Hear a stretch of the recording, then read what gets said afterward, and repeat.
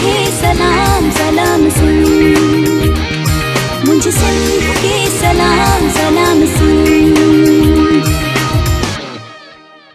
बिस्मिल्लाहिर्रहमानिर्रहीम, अस्सलाम वालेकुम, गुड मॉर्निंग सभिनी खे भलीकार। अमां जे पंहिंजे प्रोग्राम सलाम सिंध में ॾेह में परॾेह में जाते बि हिन महिल असांखे ॾिठो पियो वञे। उमेदु आहे तव्हां सभई ख़ैरियत सां हूंदव, पंहिंजनि सां गॾु हूंदव ऐं अॼोके ॾींहं जे लाइ यकीनन अव्हां कुझु न कुझु सुठो ई सोचियो हूंदो। जेकॾहिं न सोचियो आहे त मुंहिंजे ख़्याल में सुबुह जो अहिड़ो पहर हूंदो आहे जेको बिल्कुलु फ्रेश हूंदो आहे ऐं हीउ उहो टाइम हूंदो आहे जॾहिं असां फुल सोचण ऐं सम्झण जी सलाहियत रखंदा आहियूं। जेकॾहिं हिन पहर में असां कुझु सोचूं था त छा कहिड़ो राति हिकु पुरसुकून निंड खां पोइ जॾहिं असां बेदार थींदा आहियूं त टेंशन्स काफ़ी हद ताईं ख़तमु थी वेंदा आहिनि ऐं बाक़ी जेके कुझु हूंदा आहिनि या त उहे वॾा हूंदा आहिनि या नंढा हूंदा आहिनि, उहे ख़ैर बाजो मस हूंदा। बहरहाल असां वरी बि कुझु कंडीशन में हूंदा आहियूं त असां कुझु शयुनि जे हवाले सां सोचे सघूं।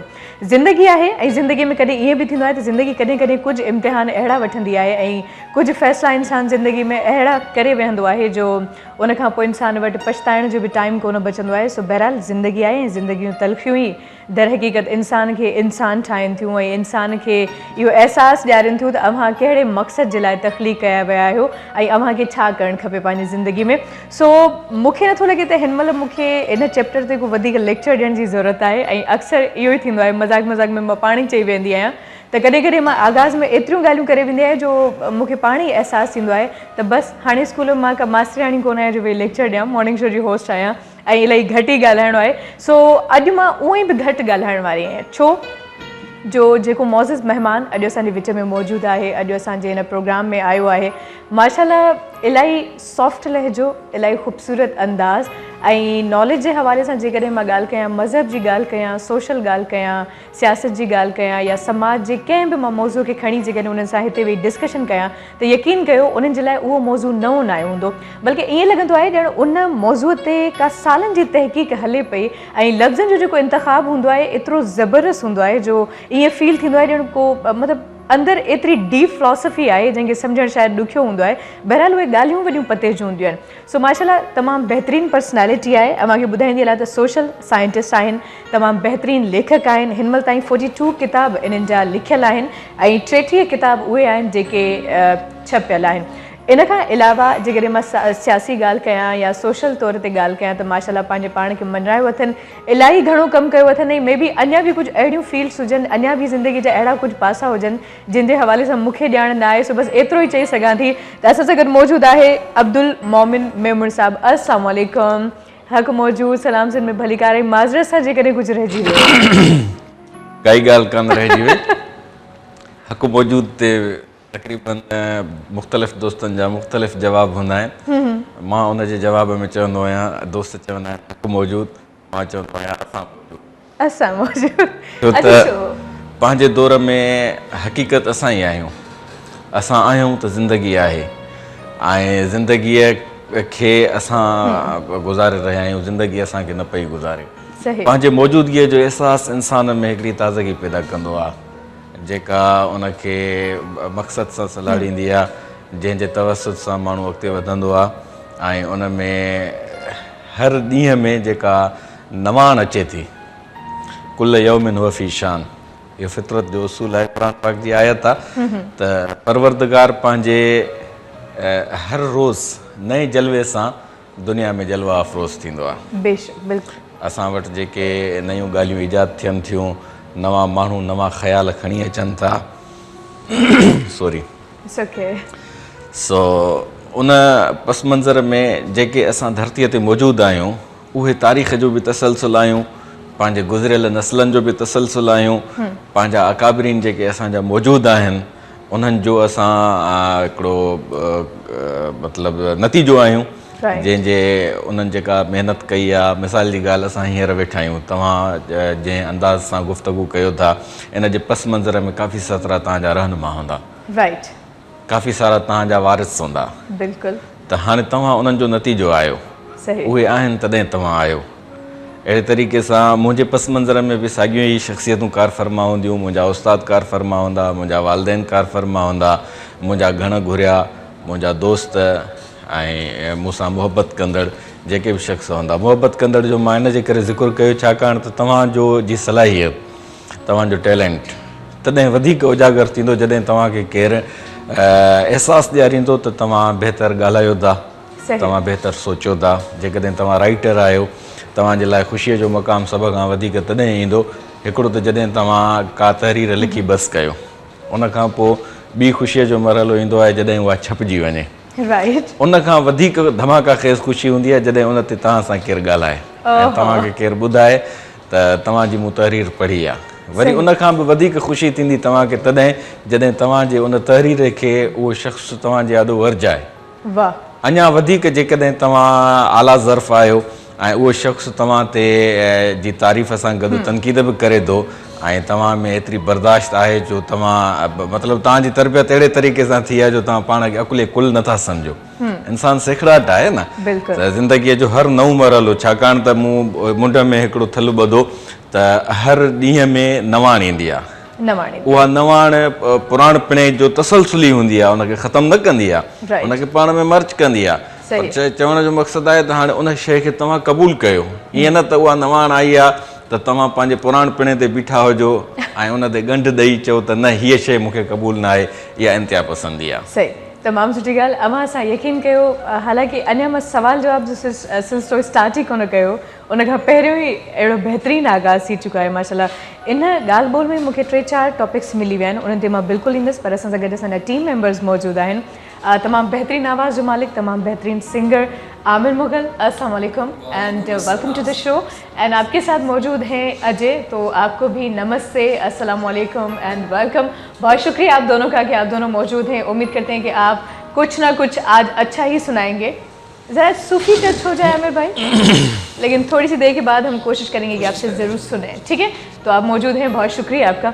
सर, मोहब्बत जी ॻाल्हि थी, मौजूदा दौर में मोहब्बत जी छा डेफिनेशन आहे उहो मुंहिंजे ख़्याल में त वधीक बहितर ॼाणो था, पर हक़ीक़त छा आहे मोहब्बत जी असल डेफिनेशन जेकॾहिं अव्हां खां पुछे। ऐं इहो सुवाल हालांकि मां हर कंहिंखां न आहियां कंदी, पर इन करे इंतख़ाब कयो आहे जो अव्हांजे ॻाल्हाइण जो अव्हांजे जेके नज़रिया हूंदा आहिनि माशाल्लाह तमामु बहितरीनु हूंदा आहिनि। सो दैट्स वाई मां चयो त मोहब्बत जी जेका थ्योरी आहे उहा अवाम ताईं अव्हांजे नज़रिए मुताबिक़ वञे, या मे बी असल जेको नज़रियो आहे। इंसान खे परवरदिगार आलम जंहिं जोहर में तख़लीक़ कयो आहे उन में हुन पंहिंजे सिफ़ात जो तमामु घणो अंसर शामिल कयो आहे, जंहिंजो असरु आहे जो असां दुनिया जी हर सुहिणी शइ खे पसंदि बि कयूं था, उन ते मोहत बि पैदा थिए थो, उन जे लाइ तड़पूं बि था, उन जी हासिलात जे लाइ तलाश ऐं जुस्तजू में डुक डोड़ बि कयूं था। त मोहब्बत जा पासा जेके आहिनि तमामु घणा आहिनि। इंसान जंहिं पंहिंजे मौजूदा जोहर में मौजूदु आहे उहो दरअसल पंहिंजे ख़लकणहार जो ओलड़ो आहे। उन में जेके सलाहियतूं परवरदिगार रखियूं आहिनि उन में हुस्न परस्ती, सूंह परस्ती, जमाल परस्ती, इहो इन जे करे उन में अंसर शामिल आहे छाकाणि त ख़लकणहार इंसान जे वजूद में पाण खे पसंदि चाहियो आहे। त हुन पंहिंजे नित नवनि रंगनि सां जेका सूंह ख़लकी आहे उन सूंह में जेतिरी तव्हांजी फितरत उजागर हूंदी ओतिरी तव्हांजी हसासियत तेज़ हूंदी। मिसाल जी ॻाल्हि, तव्हां पंहिंजे तबियत में जेतिरा हसास आहियो ऐं तव्हांजी सोच जेतिरी गहरी आहे, तव्हांजो मुतालियो अभ्यास जेतिरो वधीक आहे, तव्हांजो मुशाहिदो जेतिरो वधीक आहे, त उन पस मंज़र में जॾहिं तव्हां सफ़र था कयो, सफ़र में फितरत जा रंग तव्हांखे मोहींदा। बिल्कुलु। सिंध जे मिसाल जी ॻाल्हि, तव्हां कराचीअ मां निकिरो था, जॾहिं तव्हां कराचीअ जो सोराब ॻोठ छॾियो था त ख़ुश्क पहाड़ शुरू था थियनि। उन्हनि पहाड़नि में रस्ते जूं लाहियूं चाढ़ियूं तव्हां नोट कयूं हूंदियूं, हिकिड़ियूं बुलंदियूं आहिनि, हिकिड़ियुनि चाढ़ियुनि तां तव्हां चढ़ो था, उन्हनि में गाॾियुनि जा नज़ारा आहिनि ऐं ॿिन्ही पासनि खां पहाड़नि जा जेके सिलसिला आहिनि, विछायल पहाड़ आहिनि, असां वटि चुंबाइता पहाड़ न आहिनि। उन्हनि जी सूंहं तव्हांखे मोहे थी ऐं तव्हां उन में पंहिंजो पाण खे मगन था महसूसु कयो। मंज़िल ते तव्हां पहुची विया, मंज़िल ते पहुचण खां पोइ तव्हांजो आदर भाव थो थिए। उन आदर भाव करण वारा जेके आहिनि उन्हनि जा चेहरा आहिनि, उन्हनि जी ख़ूबसूरती अलॻि आहे, उन्हनि जा रवैया आहिनि, उन्हनि जी ख़ूबसूरती अलॻि आहे, उन्हनि जी गुफ़्तगू आहे, उन्हनि जी ख़ूबसूरती अलॻि आहे। मतिलबु त ख़ूबसूरतीअ जा नवां नवां रंग आहिनि। उन्हनि रंगनि में जेको रंग जेतिरो बहितरु हूंदो उहो ओतिरो तव्हांखे मोहींदो। त किथे तव्हांजी अखि कंहिं सूरत ते अटकी पवंदी ऐं तव्हां उन में मोहिजी वेंदव, सही किथे सूरत जेका आहे तव्हांजे लाइ पुरकशिश न आहे त उनजो रवैयो तव्हां सां जीअं अंदाज़ सां पेश आयो तव्हांखे मोहे विझंदो, तव्हांजी तबियत में हिकिड़ी ख़ुशी पैदा थींदी। अञा जेकॾहिं उनजो रवैयो बहितरु न आहे, तव्हां ॾिठो त ख़ुश्क मिज़ाज माण्हू आहे, ठलो माण्हू आहे, त तव्हांखे हिकिड़ी मायूसी पैदा थी तबियत में। पर हुन जॾहिं गुफ़्तगू शुरू कई त तव्हां खां हुनजी सूरत जी बेसुराई बि विसरी वई ऐं उनजे रवैये में जेका तव्हांखे ख़ुश्की महसूसु थी उहा बि ख़तमु थी वई। हा, ऐं जॾहिं हुन गुफ़्तगू शुरू कई त एॾी ख़ूबसूरत गुफ़्तगू तव्हां सां जे मन में ताज़गी हुन पैदा करे छॾी। मिसाल जी ॻाल्हि भोगाई तबियत जो आहे। जीअं मिसाल तव्हां हींअर आयो, तव्हांजे अचण सां मां ईअं महसूसु कयो पहिरियों असां वटि मठार हुई, हर को पंहिंजे धुन में लॻो पियो, मां पंहिंजे ठाह जोड़ में लॻो पियो हुउसि। तव्हां आयो, तव्हांजी गुफ़्तगूअ असांखे अहसासु ॾियारियो त न हिते माण्हू वेठा आहिनि ऐं गुफ़्तगू थियणु घुरिजे ऐं पंहिंजी गुफ़्तगूअ जी ताज़गीअ समेत तव्हां इहा बि ॻाल्हि करे वियो त सुबुह जे पहर में माण्हू ताज़ो हूंदो आहे, फ्रेश हूंदो आहे। मूंखे देरि सां उथण जी पिट पियल आहे। वॾे अरसे खां पोइ अॼु मां सुबुह जो साजुरो थियो आहियां। कीअं पियो फील थिए? मूं ईअं महसूसु कयो त देरि सां उथण जे करे तबियत में मोगाइप घणी रहंदी आहे। जेतिरो देरि सां उथो न ओतिरी तबियत मोगी रहंदी आहे। अॼु मां उथियुसि त मूं पंहिंजी जीवन साथियाणीअ खे चयो त सुबुह जो उथण जो छा त लुत्फ़ आहे, छो त जेसि ताईं शागिर्द हुयासीं असां त 2007 ताईं 2007 ताईं असां अल सबा उथंदा हुआसीं, अल फजर उथंदा हुआसीं ऐं असांजूं अखियूं सिज खे उभरंदे ॾिसंदियूं। सिज खे उभरण जो मंज़र ॾिसणु इंसान जे लाइ जेका माना थो रखे उन में तमामु वॾा असरार आहिनि। बिल्कुलु सिज खे उभरंदे बि ॾिसो, सिज खे लहंदे बि ॾिसो। त मूंखे एॾी ज़बरदस्त ताज़गी महसूसु थी। मां तयारु थियण जे लाइ फ्रेश थियुसि। उन खां पोइ मूं जॾहिं नाश्ते ते वेठुसि त मूंखे गिरह भरियो त उन में हिकिड़ी नई लज़त महसूसु थी त सुबुह जो उथण में के छा त लुत्फ़ आहे। मां पंहिंजे माज़ीअ में हलियो वियुसि जॾहिं उथंदा हुआसीं। मां उथियुसि, पंहिंजी गैलरीअ में बीठुसि, ॿारनि खे ॾिठुमि थेला खणी स्कूल पिया वञनि, मूंखे पंहिंजो नंढपण यादि अची वियो। ऐं नंढड़ियूं शरारतूं या स्कूल वञण खां कीॿाइणु, मदरसे वञण खां कीॿाइणु, ॿारड़ा हूंदा आहिनि वालिदैन वठी वेंदा आहिनि, तंगी महसूसु कंदा आहिनि। जी हा, असांजे दौर में ईअं कोन हो, असां ॿाराड़ीअ में पढ़िया हुआसीं त पाण थेलो खणी अमा खणी बीहंदी त बाबा वञो हाणे स्कूल कीॿाईंदा हुआसीं। त उहे सभु मंज़र मूंखे यादि ईंदा हुआ। ॻाल्हि ताज़गीअ तां आई त उन ताज़गीअ में जेका तव्हांजे लाइ रौनक रखियल आहे उहा इंसान खे मोहे थी। इहे सभु मुहबत जा पहलू आहिनि। हिकिड़ो मुहबत जो पहलू न आहे त तव्हां कंहिंजे चहिरे ते या तव्हां कंहिंजे बॉडी स्ट्रक्चर ते या तव्हां कंहिंजे इन जिस्मानी साख़्त ते बीह रहो। इक़बाल चयो सितारों से आगे जहां और भी हैं। त ॾिसो इश्क ऐं मुहबत जा जेके इंसानी फितरत में परवरदिगार आलम हिकिड़ा अनासिर रखिया आहिनि, उन्हनि जो आगाज़ ज़ाहिरी ॻाल्हि आहे त चहिरे जी ख़ूबसूरतीअ सां, जिस्म जी बनावट जी ख़ूबसूरतीअ सां तां शुरू थींदो आहे, पर उहो अॻिते हली स्टेप बाय स्टेप इंसानु मुरझाइबो थो वञे न। गुल सुबुह जो टिड़ंदो आहे, ताज़ो हूंदो आहे, मुखड़ी हूंदी आहे, अञा वधीक ताज़ी हूंदी आहे, टिड़ंदो वेंदो आहे। मां नंढड़ो हूंदो हुउसि, पोइ बाग़ीचे मां मुखड़ियूं पटे ईंदो हुउसि शाम जो, जॾहिं सुबुह जो साजर उथंदा हुआसीं, गुलाब जूं, राबेल जूं, जेके असां वटि मुयसरु हूंदियूं। पोइ मां उहे पाणीअ में वटे में पाणी भरे उन में रखी ऐं मथे कोठे ते वञी रखी ईंदो हुउसि भित ते। सुबुह जो मां उथंदो हुउसि त उहे गुल टिड़ियल हूंदा, उन्हनि मां ख़ुशबू सिंघंदो हुउसि। जेसि ताईं मुंहिंजा वालिद साहिबु हूंदा मूंखे वठी वेंदा पाण सां गॾु नमाज़, जेसि ताईं उहे फारिग़ थियनि पंहिंजे मामूलात मां, जेसि ताईं नमाज़ ते वठी वेंदमि तेसि ताईं मां उन्हनि गुलनि जी ताज़गीअ जो वास वठंदो हुउसि। त उहा ताज़गी जेका गुल टिड़ी वियो, उहो गुल टिड़ी वरी रखी वेंदो हुउसि। टी ब्रेक थींदो हुओ असांजो, जेके रिसेस चइबो आहे, तेसि ताईं ईंदो हुउमि त गुलनि में हिकिड़ी अजीब क़िस्म जी काराण ऐं हिकिड़ी यानी मुरझाइजण जो अमल शुरू थी वेंदो। शाम ताईं उहे गुल सफ़ा कुमारजी चुका हूंदा। इंसान जी ज़िंदगीअ में ॿारड़ो आहे, मुखड़ी आहे, वॾो थिए थो, टिड़ंदो थो वञे, फूह जवानी आहे त उन जो वास पंहिंजो आहे। ऐं उन खां पोइ वरी जॾहिं उनजी मोट थी थिए त शाम ताईं हू मुरझाइजी थो वञे। त सूरत जे इश्क सां जेको, सूरत सां मुहबत जो जेका शुरूआति हुई, हाणे उहा पोइते थींदी वई आहे। पर उन में अंदरि जेके जोहर रखियल आहिनि, उन जे ख़ुशबू जा, ताज़गीअ जा, ख़ूबसूरतीअ जा जेके जोहर हुया, उहे तव्हांजे हाणे मन में मुंतक़िल थी चुका आहिनि। तंहिंजे करे उहो जिस्म जेको मुरझाइजी वियो आहे बेमाना न आहे।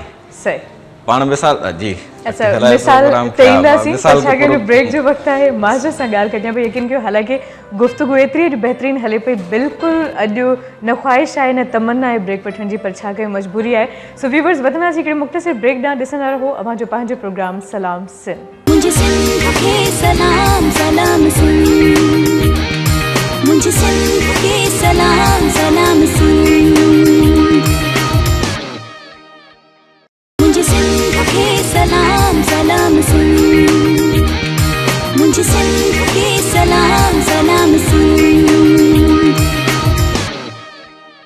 जी व्यूवर्स हिकिड़े मुख़्तसिर ब्रेक खां पोइ असां वापसि अची चुका आहियूं ऐं ब्रेक खां पहिरियों असांजी ॻाल्हि ॿोल हले पई मुहबत जे हवाले सां छाजे करे जो हिकिड़ो इंसान जी ज़िंदगी में मुंहिंजे ख़्याल में हिकिड़ो बहितरीनु जज़्बो आहे जेको इंसान खे इंसान ठाहे थो ऐं इंसान जे वजूद जी जेका अहमियत आहे उहा मुहबत खां पोइ इंसान खे ख़बर थी पए ऐं अक्सर इंसाननि जी ज़िंदगी में कुझु नफ़रत घणी हूंदी आहे त नफ़रत ऐं मुहबत जो जेको ॻांढापो आहे जेको रिश्तो आहे उहो बि वॾो अनमोल आहे छो जो जेकॾहिं नफ़रत ज़िंदगी में न हुजे त पोइ मुहबत जी जेका अहमियत आहे इंसान उन ताईं न पहुची सघंदो आहे बहरहाल मां का फिलोसोफर कोन आहियां इन करे मां चाहींदसि उन ई इंसान ॾांहुं वधिजे जेको मुहबत हिन महिल ॻाल्हि ॿोल करे पियो ब्रेक खां पहिरियों ई मुहबत खे जहिड़े नमूने माशाल्लाह एक्सप्लेन कनि पिया उहा डेफिनेशन मुंहिंजे लाइ त इलाही घणी अहमियत जी हामिल आहे अव्हां छा था हिन हवाले सां फील कयो या सोचो इहो यकीनन अव्हां ते डिपेंड करे थो सो अब्दुल मोमिन मेमूर साहब मौजूदु आहे जी सर वापसि उन ई मौज़ू खे कंटिन्यू कंदासीं मुहबत जी ॻाल्हि पई हले गुल जे उन सां गॾु तव्हां वरी नफ़रत जो ज़िक्र छा कजे रिश्तो आहे न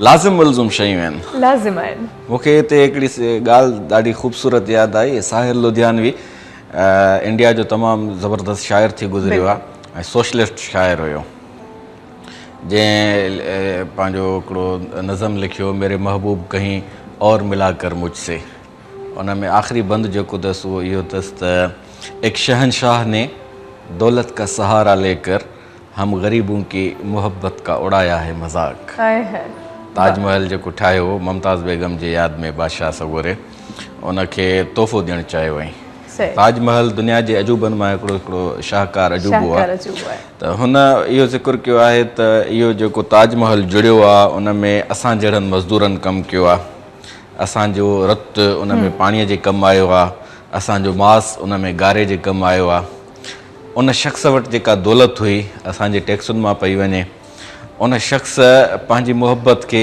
इन मंज़िल ताईं खणी वञण जो जेका हरकत कई आहे हरकत असां ग़रीब छा ॾेई सघंदासीं पंहिंजे महबूब खे हुन जो एॾो वॾो तोहफ़ो ॾेई छॾियो आहे हरू भरू हिकिड़े मुअल वजूद खे त उन रद्द अमल में हुन चयो आहे त एक शहनशाह ने दौलत का सहारा लेकर हम गरीबों की मोहब्बत का उड़ाया है मज़ाक ॻाल्हि मुहबत जी थी हले पर उन में इज़हार नफ़रत जो आहे त साहिल लुधियानवीअ जा रोमेंटिक गीत गज़ल नज़म तमामु घणा आहिनि उन मां जेको हुनजो तमामु घणो मशहूरु आहे अमिताभ जी जेका फिल्म आहे कभी कभी उन में जेको अथसि त कभी कभी मेरे दिल में ख़्याल आता है कि जैसे तुझको बनाया गया हो मेरे लिए तो अब से पहले सितारों में बस रही थी कहीं तुझे ज़मीन पे बुलाया गया है मेरे लिए कभी कभी मेरे दिल में ख्याल आता है कि ये बदन ये निगाहें मेरी अमानत हैं ये गेसुओं की घनी छाँव हैं मेरी खातिर ये होंठ और ये बाहें मेरी अमानत हैं त हुन में केॾी ख़ूबसूरत हिकिड़ी नफ़ासत आहे तव्हांजो ज़हन हलियो वेंदो त साहिल लुधियानवीअ जे ज़हन में को महबूब आहे जंहिंखे साम्हूं रखी हुन इहो जेको पंहिंजो शाइरी सिरजी आहे हुन पर हुन हिकिड़ी अजीब ॻाल्हि कई आहे हुनखे मुहबत एतिरी मिलंदी जंहिं मुशाइरे में वेंदो नौजवान छोकिरियूं त हुन ते एतिरो मोहत थींदियूं अमृता प्रीतम तव्हांखे ख़बर आहे त असांजे हिंद बल्कि बर सगीर जी तमामु वॾी हिकिड़ी लेखिका थी गुज़री आहे रसीदी टिकट उन जी आत्मकथा आहे पंहिंजी ऑटोबायोग्राफी लिखी आहे शाहकार ऑटोबायोग्राफी आहे उन उहा पसंदि कंदी साहिर खे ऐं उहा एतिरो इन हद ताईं पसंदि कंदी साहिर खे जो साहिर खे हुन आछियो त तूं मूंसां शादी कर शाइर वीचारो मोलाई माण्हू हुयो इन हद ताईं मोलाई हुयो जो लिखियो अथई त असां एतिरा ग़रीब हूंदा हुआसीं शाइर दोस्त पाण में राति जो जेॾीमहिल मूड थींदो आउटिंग ते सियारे जी मुंदि हूंदी 3 ॼणनि खे हिकिड़ो कोट हूंदो ओवरकोट जेको थींदो आहे उहो दिल्लीअ में रहंदा ओवरकोट हिकिड़ो पाए ॿाहिरां चकर हणी ईंदो वरी उहो मोटी ईंदो वरी ॿियो पाए ॿाहिरां चकर हणी ईंदो थधि जो मज़ो वठी ईंदा हुआसीं ऐं अहिड़े तरीक़े सां मतिलबु इन हद ताईं मोलाई हुयो अमृता प्रीतम वरी पंहिंजी जाइ ते करोड़पति घराणे जी ख़ातून हुई हुनखे आछियो त हीअ मुंहिंजी हेॾी सारी दौलत आहे, तूं मूंसां शादी कर। हुन चयो शादी मां न कंदुसि, छो त तुंहिंजो स्टेटस पंहिंजो आहे, मुंहिंजो स्टेटस पंहिंजो आहे। दौलतमंद ख़ातून सां शादी करण खां पोइ इम्प्रेशन्स जेके आहिनि चेंज थी वेंदा आहिनि, रवैया बदिलिजी वेंदा आहिनि। तूं मूंखे ग़ुलाम करे हलाईंदीअ, मां आज़ादु मंश माण्हू तुंहिंजी ग़ुलामी न करे सघंदुसि। तूं पंहिंजे दौलत जे ज़रिए मूंखे हिकिड़ो मौजी मुहबत जो मज़ाक़ उॾाईंदी आहे। बहरहाल ईअं त थिए हा या न, उहा हिकिड़ी अलॻि ॻाल्हि आहे। ॻाल्हि असां जेका पंहिंजे मौज़ूअ ते मोटी था अचूं मुहबत जी आहे, त उन में हूअ साहिर सां इन हद ताईं मुहबत कंदी। हिकिड़ो मिसाल तौरु कयां तव्हांखे, साहिर जॾहिं हुनजे ऑफिस में ईंदो, मंथली रिसालो कढंदी, त साहिर चैन स्मोकर हो। हू ईंदो, हुन सां ॻाल्हाईंदो कोन हो, साम्हूं वेठो हूंदो।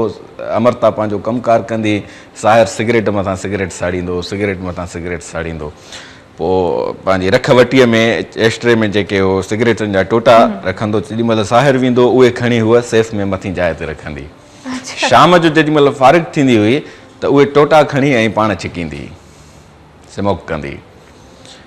पोइ हुन तअसुर ॾिनो त साहिर जा ऐं मुंहिंजा चप हूअं त नथा मिली सघनि, पर सिगरेट जे इन टोटे जे तवसुत सां असांजा चप पाण में मिलंदा आहिनि। वाह, मोहब्बत जो हिकिड़ो इहो मिसाल बि आहे। सिंपल इज़ दैट, त मोहब्बत कॾहिं कॾहिं वजूद जी मोहताज न थी रहे। उहा ई ॻाल्हि आहे त जॾहिं मन जो कनेक्शन कैफ़ियत सां ताल्लुक़ आहे, फीलिंग आहे। हाणे उन ई साहिर जी हिकिड़ी ॿई ॻाल्हि थो ॿुधायां त हाणे उन शख़्स इंकिशाफ़ कयो त मूं ज़िंदगीअ में हिकु शख़्स सां मुहबत कई आहे ऐं हिकु शख़्स सां नफ़रत कई आहे। अच्छा, ॿई शख़्स कहिड़ा आहिनि? हैरत जहिड़ी ॻाल्हि इहा आहे। हुन चयो त मुहबत मूं पंहिंजी माउ सां कई आहे, नफ़रत मूं पंहिंजे पीउ सां कई आहे। अजीब ॻाल्हि आहे, केॾी हैरत अंगेज़ वॾी अजीब ॻाल्हि आहे। हाणे हुनजो सबबु थो ॿुधाए त मुंहिंजो पीउ वॾो खड़पील क़िस्म जो हिकिड़ो रहज़न माण्हू हो, ख़ुदगर्ज़, अनापरस्त, इंतिहा पसंद माण्हू हुयो। छो त जंहिं सोसाइटीअ में हू रहनि पिया उहा सोसाइटी सरमाएदाराना सोसाइटी हुई। सरमाएदाराना सोसाइटीअ खे डिफेंड कंदासीं त इलाही अॻिते हली वेंदासीं। पोइ ईंदासीं त सवलनि लफ़्ज़नि में त जंहिं सोसाइटीअ में माना तव्हांखे ज़िंदगीअ जी ज़मानत न हुजे, पेट जी ज़मानत न हुजे, तालीम जी ज़मानत न हुजे, सिहत जी ज़मानत न हुजे। मिसाल हिकिड़ो मज़दूर जेका शइ ठाहे थो, तव्हां जंहिं सोफ़े ते वेठियूं आहियो, इहो कंहिं जंहिं रखणु ठाहियो हूंदो, पर उहो इनखे ख़रीद नथो करे सघे, पंहिंजे घर नथो खणी वञी सघे। अहिड़े तरीक़े सां मिसाल हे मुंहिंजो कोट जंहिं दर्ज़ीअ ठाहियो हूंदो, महांगो कोट आहे, उहो पाण हे नथो पाए सघे। सरमाएदाराना निज़ाम जी इहा वॾी तमामु वॾी नहुसत हूंदी आहे। उन सोसाइटीअ में जेके माण्हू पलबा आहिनि, उन्हनि जा जज़्बा मनफ़ी घणा थींदा वेंदा आहिनि। उन्हनि में हिकिड़ो रद्द अमल पैदा थींदो आहे। पोइ उहो रद्द अमल गुस्से जे सूरत में ज़ाहिर थींदो आहे, गारियुनि जे सूरत में ज़ाहिर थींदो आहे, नफ़रत जे सूरत में ज़ाहिर थींदो आहे। मूंखे यादि आहे, मां हिकिड़े हंधि निमाज़ पढ़ियमि, निमाज़ पढ़ंदे मां खनियमि या का शइ बहरहाल थी, मुंहिंजी ठूठ हिकिड़े पासे वारे निमाज़ीअ खे लॻी वई। उन में एतिरो गुस्सो हुयो जो उहो सॼी बाक़ी 3 रकातूं जेके हुयूं पंहिंजी ठूठ खे हीअं करे बीठो, माना उहो अॻ में मूंखां उथी वञे, मां जो उथां त मूंखे पुठीअ में ठका थी वञे, ठूठ धकु लॻे ॾाढो। मूंखे हितां महसूसु थियो त हे ॾाढो ॾुखायल माण्हू आहे, धिकारियल माण्हू आहे। हाणे इनखे मुंहिंजी थोरी बि चोट जेका आई आहे उहा बर्दाश्त नथो करे, मूंखां हिते ई पलान थो पाड़े। यकीनन इहा हिकिड़ी वॾी ॻाल्हि आहे। अक्सर असां सम्झंदा आहियूं त माण्हू ग़लति आहिनि, पर उनजे अंदरि का न का कैफ़ियत ज़रूरु पे पलंदी आहे। सो ॻाल्हि ॿोल खे असां बिल्कुलु कंटिन्यू कंदासीं, बट हिकिड़ो मुख़्तसिर बिल्कुलु शॉर्ट ब्रेक आहे। सो व्यूअर्स, हिकिड़ी शॉर्ट ब्रेक ॾांहुं वधंदासीं, मिलूं था ब्रेक खां पोइ। ॾिसंदा रहो सलाम सिंध। मुंहिंजे सिंध खे सलाम सलाम सिंध, मुंहिंजे सिंध खे सलाम सलाम सिंध, मुंहिंजे सिंध खे सलाम सलाम सिंध, मुंहिंजे सिंध खे सलाम सलाम सिंध। जी व्यूअर्स, हिकिड़े मुख़्तसिर ब्रेक खां पोइ असां वापसि अची चुका आहियूं। वादे जे एन मुताबिक़ त बिल्कुलु मुख़्तसिर ब्रेक आहे। सो बिल्कुलु मुख़्तसिर ई ब्रेक असां वरितो ऐं हाणे असां अव्हां जे ख़िदमत में हाज़िर आहियूं। सो मोमिन साहब, ॻाल्हि हले पई मुहबत जी, वरी शाइरी जी ॻाल्हि थी, शाइर जी ॻाल्हि थी, ऐं हिकिड़ी रोमानवी सिंपल दास्तां हुई जेका तमामु बहितरीनु हुई। सो साहिर जी ॻाल्हि थी। साहिर जी ॻाल्हि त मां आयुसि त हुन जेका ॻाल्हि कई त मूं मुहबत पंहिंजी माउ सां कई आहे ऐं नफ़रत पंहिंजे पीउ सां कई आहे। ॾाढो दुनिया जो इहो अनोखो मिसाल आहे। एॾो वॾो माण्हू, एॾो वॾो शाइर, त मुहबत हुन पंहिंजी माउ सां कई, नफ़रत पीउ सां कई। इन जो सबबु पए ॿुधायो त हुन जी पालना ज़ाहिरी ॻाल्हि आहे सरमाएदाराना निज़ाम में थी हुई। उहो दौरु वरी अंग्रेज़ जो हुयो। अंग्रेज़ जी ग़ुलामीअ में जेका असां बरे सगीर वारनि सां उन में हिंद असांजो प्यारो पाकिस्तान तॾहिं कोन हुयो, जेको माण्हुनि सां हशर थींदो उहो त तारीख़ जो हिकिड़ो छिरकाईंदड़ बाब आहे। बिल्कुलु सो उन में जेका हुननि जी जेके रवैया पैदा थिया उन रवैयनि में साहिर जो वालिद साहिबु जेको हुयो, ज़ाहिरी ॻाल्हि आहे घणे गुस्से वारो माण्हू घणो हसास हूंदो आहे, गुस्सो गहरनि एहसासनि जो रद्द अमल हूंदो आहे। तव्हांजो केरु ख़्यालु नथो करे, तव्हांजो केरु भरम नथो रखे, तव्हांजी ख़्वाहिश नथी पूरी थिए, मन ई मन में अंदर का पीड़ा हूंदी आहे, को दर्द का तकलीफ़, अंदर में लाओ पचंदो आहे पियो, उहो फाटंदो आहे, जंहिंखे जेतिरो वस हूंदो आहे उहो ओतिरे ज़ोर सां फाड़ींदो आहे पंहिंजो उहो लाओ। त उन में उन शख़्स छा कयो जो तमामु घणो घटि वधि ॻाल्हाईंदड़ ऐं गारियल हूंदो, क्लासिकल गारियूं ॾींदो। पोइ साहिर लिखियो आहे त हाणे हू ग़रीब माण्हू हुयो, मज़दूर माण्हू हुयो, ॿिए कंहिंखे त गारियूं कोन ॾेई सघंदो हो जेको न वणंदो हुअसि, पाड़ेसरी जेको हूंदो असांजो उन सां बाबो न ठहंदो। पोइ चईंदे जॾहिं मां ॼाओमांसि त मुंहिंजो नालो रखियो हुन अब्दुल हय, सिर्फ़ु इन जे करे नालो रखियईं अब्दुल हय जो असांजी भित जंहिं घर में भित सां हुई उनजो नालो अब्दुल हय हुयो। हाणे उहो हुन बाबा खे न वणंदो, पोइ बाबो छा कंदो, मां जीअं ॼायोमांसि मुंहिंजो नालो अब्दुल हय रखी, पोइ मूंखे हयो सॾे, हिकु गार लाहींदो ॿी गार चाढ़ींदो, गार बि अहिड़ी जो माना पितो ई सड़ी वञे। पाड़े वारो नेठि आयुसि, चई बाबा तूं मूंखे गारियूं छो थो ॾे? चई मां तोखे गारियूं किथे थो ॾियां, मां पंहिंजे पुट खे थो गारियूं ॾियां।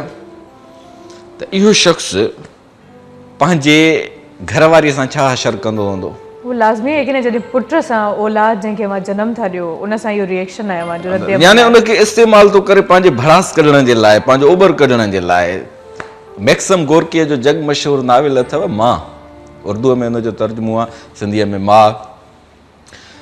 रूस जे रशिया जो जेको सोशलिस्ट इनक़िलाब आयो उहो सॼो उन में उनजी तारीख़ वर्जायल आहे, मैक्सम गोरकी वर्जाई आहे। मैक्सम गोरकी जेको आहे तमामु वॾो सोशलिस्ट राइटर आहे, नाविल निगार आहे।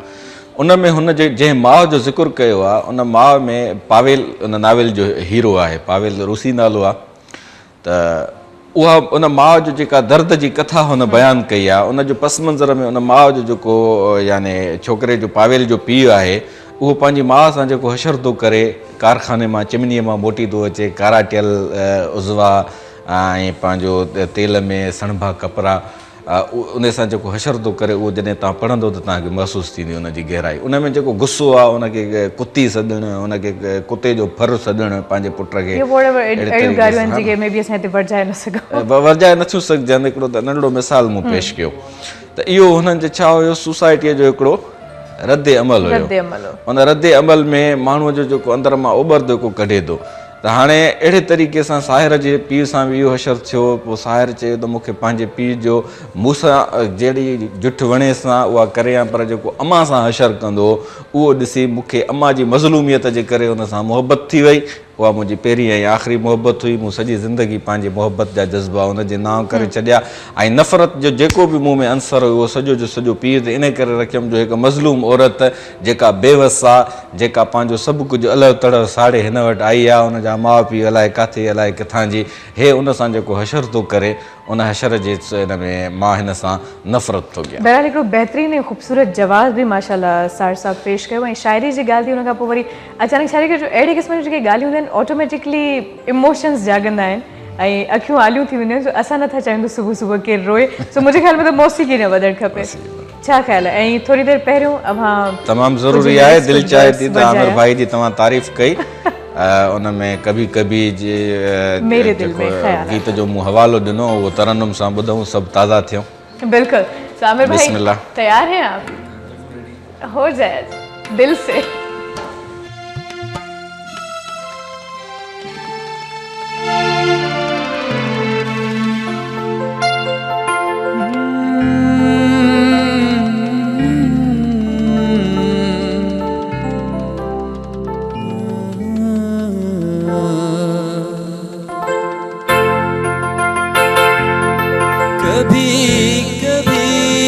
मेरे दिल में ख्याल आता है,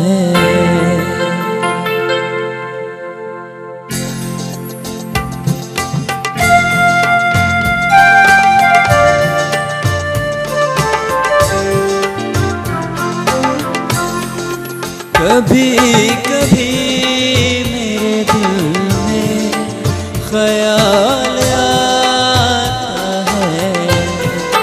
कभी कभी मेरे दिल में ख्याल आता है कि जैसे तुझको बनाया गया है मेरे लिए, कि जैसे तुझको बनाया गया है मेरे लिए।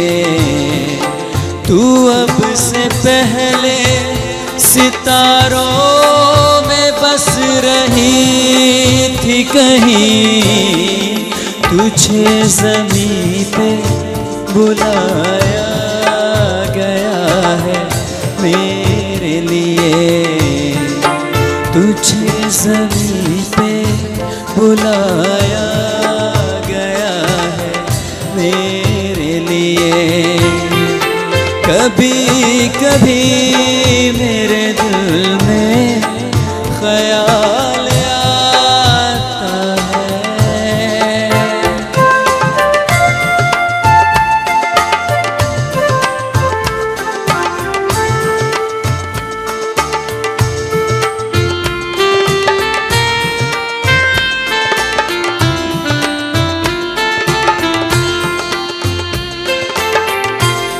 सितारे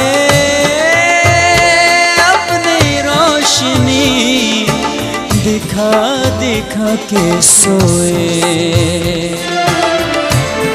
नज़ारे अपनी मस्तियाँ दिखा दिखा के सोए। हर एक रुत बदल चुकी, ना जाने तुम कब आओगे, सुहानी रात ढल चुकी, ना जाने तुम कब आओगे, सुहानी रात ढल चुकी, ना जाने तुम कब आओगे। कभी कभी मेरे दिल में ख्याल आता है। दिल छू लिया आपने आमिर भाई।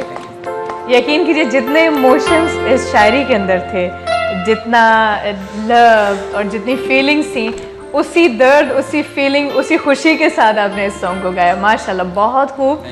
तमामु वधीक ॿुधाए सघंदो मोमिन साहब। पंहिंजे माज़ीअ में असांखे छिके वियो। अक्सर जेके राइटर्स थींदा आहिनि, लेखक हज़रात, उहे माज़ी परस्त तमामु घणो थींदा आहिनि। बिल्कुलु। उनजो हिकिड़ो सबबु आहे त हर नओं ॾींहुं जीअं शुरूअ में ॻाल्हि कईसीं, नवां चैलेंजिस खणी ईंदो आहे, नवां खणी ईंदो आहे, नवां मसइला बि खणी ईंदो आहे। त माज़ीअ में उहे शयूं न हूंदियूं आहिनि। सही। हिकिड़ी ॻाल्हि आहे न, नंढपण माण्हूअ खे छो वणंदो आहे? ये दौलत भी ले लो, ये शोहरत भी ले लो, भले छीन लो मुझसे मेरी जवानी, मगर मुझको लौटा दो बचपन का सावन, वो कागज़ की कश्ती, वो बारिश का पानी, वो बारिश का पानी। इहा कैफ़ियत छो आहे जो तव्हांखे दौलत बि नथी वणे, एॾी वणे त थी पर एॾी नथी वणे? ये शोहरत भी ले लो, शोहरत जे जंहिं बुलंदियुनि ते तव्हां पहुता आहियो, इहा बि नथी वणे।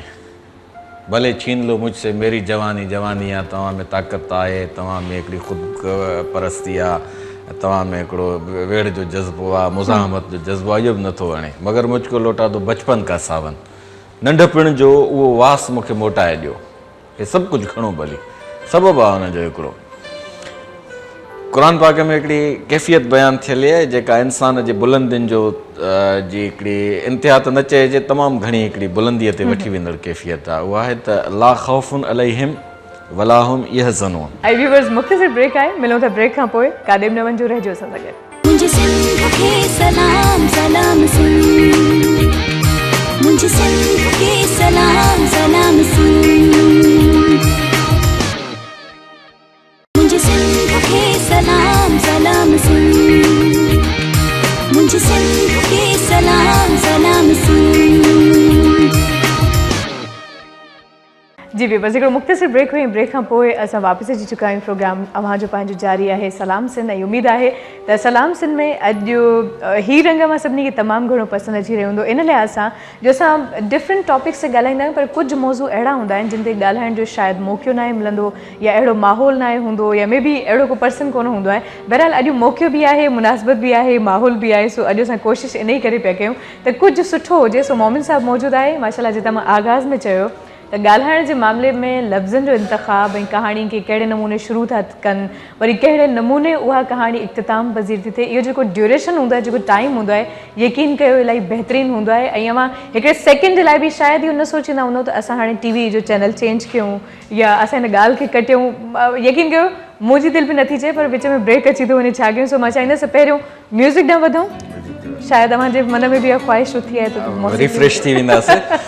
ओके, सो आमिर भाई, वन एंड ओनली आप ही हैं तो आप ही को ज़हमत देंगे, वरना हमने गाना शुरू कर दिया तो टीवी तो वैसे ही बंद हो जानी है। तो क्या सुना रहे हैं आप?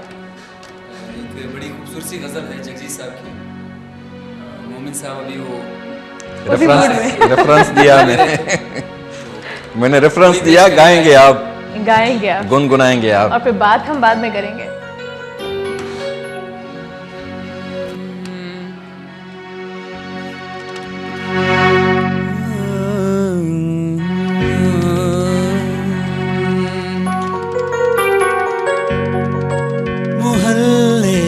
सबसे पुरानी निशाने वो बुढ़िया जिसे बच्चे कहते थे नानी, वो नानी की बातों में परियों का डेरा, वो चेहरे की झुर्रियों में सदियों का पहरा, भुलाए नहीं भूल सकता है कोई वो छोटी सी रातें, वो लंबी कहानी।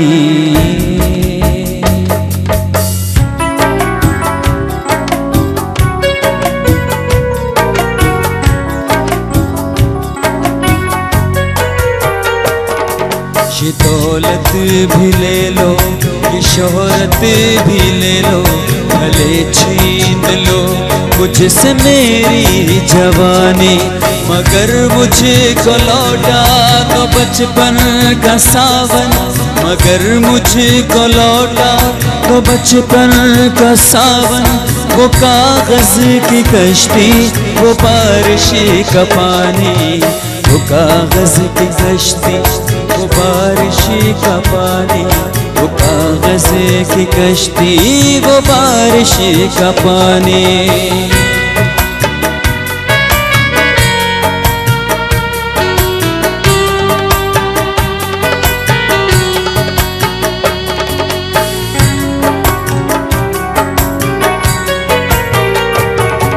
कभी रेत के ऊंचे टीलों पे जाना, घरों दे बनाना, बना के मिटाना, वो मासूम चाहत की तस्वीर अपनी, वो ख्वाबों घरों दो की जागीर अपनी, न दुनिया का गम था न रिश्तों के बंधन, न दुनिया का गम था न रिश्तों के बंधन, बड़ी खूबसूरत थी वो जिंदगानी, वो कागज की कश्ती, वो बारिश का पानी, वो कागज की कश्ती, वो बारिश का पानी।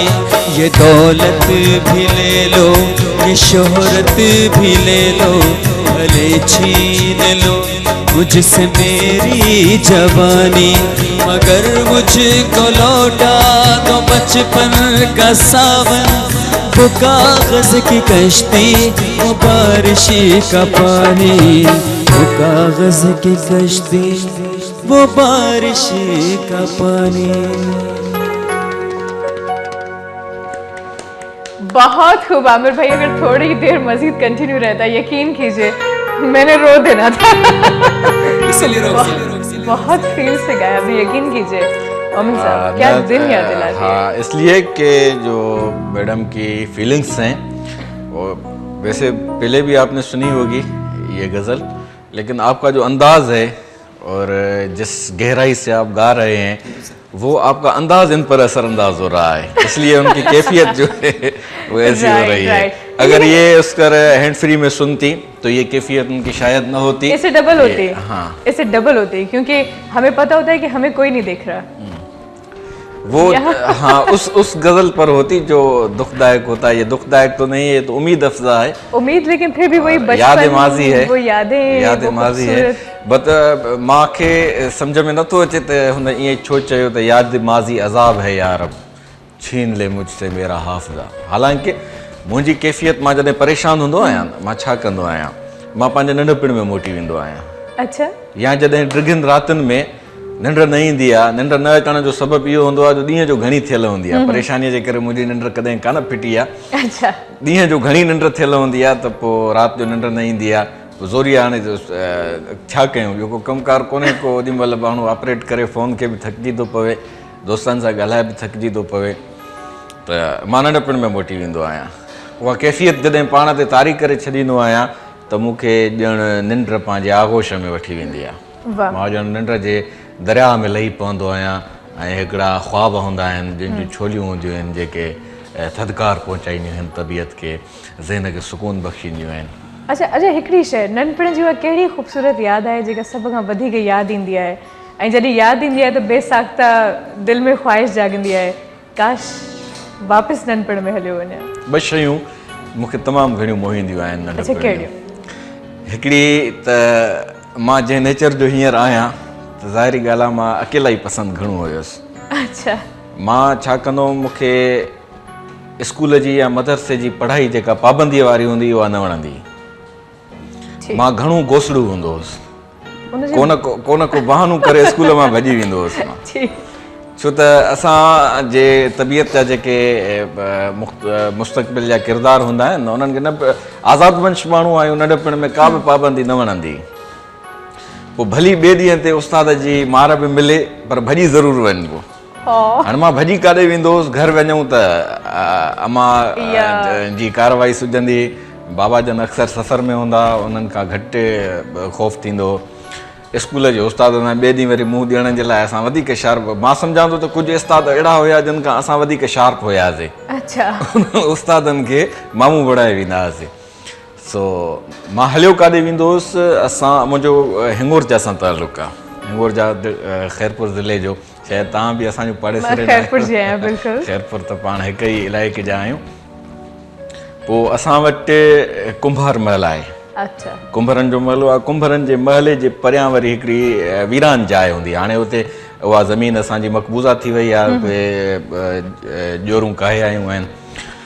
उते हिकिड़ी गार टाइप ठहियल हूंदी हुई चुर, उन चुर में माना थधी मिटी हूंदी हुई, सेक जी जेका सेक जे करे आलाण पैदा थींदी आहे उन में। उते मां वञी वेही रहंदो हुउसि अकेले सर, मूंखे को ख़ौफ़ कोन थींदो। हालांकि उहा जेका जाइ आहे उहा माना असां इलाइक़े ग़ैर लिखबी ॿारनि जे लाइ, त ॿार हेॾे विया त वालदेन थरथले में अची वेंदा, पाड़े वारा थरथले में अची वेंदा, बाबा छोकिरो वियो त वियो, पर मूंखे इहो ख़ौफ़ कोन थींदो। उते मां वञी वेही रहंदो हुउसि। अलाए कहिड़ी कैफ़ियत हूंदी हुई, अलाए कहिड़ी वारदात हूंदी हुई, अलाए कहिड़े क़िस्म जी हिकिड़ी आमद हूंदी हुई, मूंखे एॾो त उते सुकून मिलंदो, एॾो त उते सुकून मिलंदो। 9 कलाक बि मां उते वेही रहंदो हुउसि, न मूंखे बुख जो अहसासु थींदो, न मूंखे उञ जो अहसासु थींदो, न मूंखे घर मोटण जी ॻणती थींदी, न मूंखे इहा ॻणती थींदी त मां परेशान थींदी मां न पहुतो आहियां घर। हालांकि उहो मूंखे ॻोल्हींदा, पर इहो मुंहिंजो थाक अहिड़ो हुयो जो मां किथे ज़ाहिर न कयो। जे ज़ाहिर थी पवे त माना ॿिए दफ़े वञा त वरी ज़ाहिरी ॻाल्हि आहे कि पहुचमि न। हिकिड़ी उहा कैफ़ियत मूंखे तमामु घणी यादि ईंदी आहे। उते वेही मां सोचींदो हुउसि, छा ते सोचींदो हुउमि, ऐं इतफ़ाक़ जी ॻाल्हि आहे उन्हनि ॻाल्हियुनि ते सोचींदो हुउमि जेके अॼुकल्ह थियनि पियूं। अच्छा। मूंसां, समाज सां, असांजे इलाइक़े सां या मुंहिंजी ज़िंदगीअ में।